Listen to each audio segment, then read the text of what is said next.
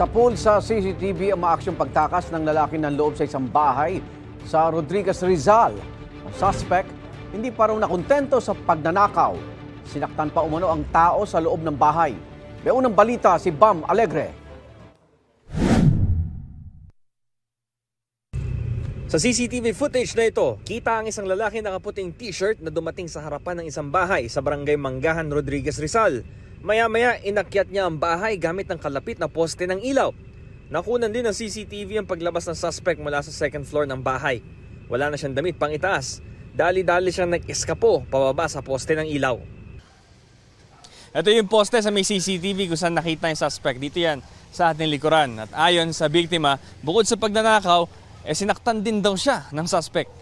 Ipinakita ng biktima sa pulisya ang mga natamo niyang sugat mula sa suspect. Natangay raw ng suspect ang bag niya may wallet at may lamang 3,000 pesos at mga ID.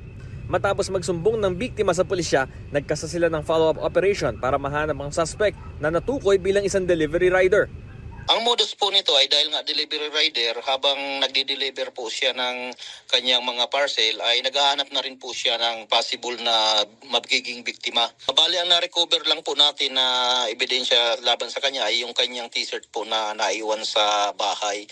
Sa wallet yung nanakaw pong bag na may laman pong pera at ID ay hindi na po natin na-recover sa suspect.